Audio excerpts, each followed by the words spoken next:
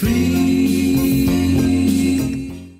Nomzamo WINNIE Madikizela-Mandela was known as the mother of the nation because of her struggle against white managerial rule in South Africa.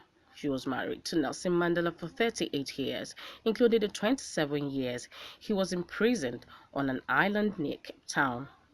The couple were divorced in 1996, 2 years after Nelson Mandela became South Africa's first president. They had 2 daughters together.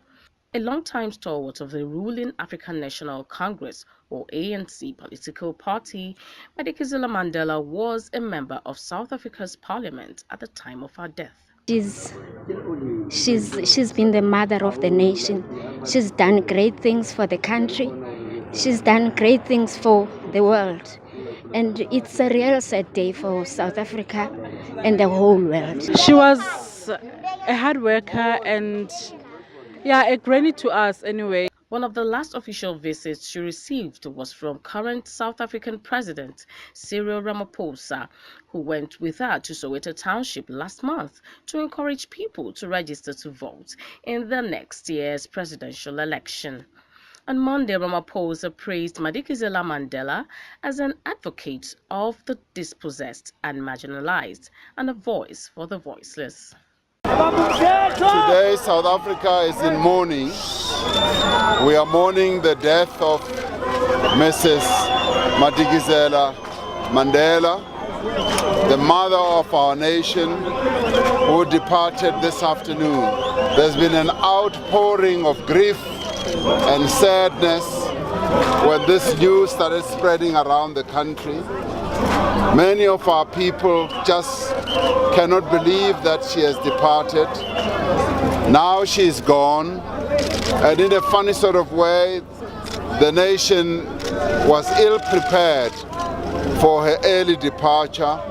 The death of WINNIE Madikizela-Mandela is a great loss in that she has been one of the strongest women in our struggle, who suffered immensely under the apartheid regime, who was imprisoned, who was banished, who was treated very badly, separated not only from her husband but from her children as well and her people.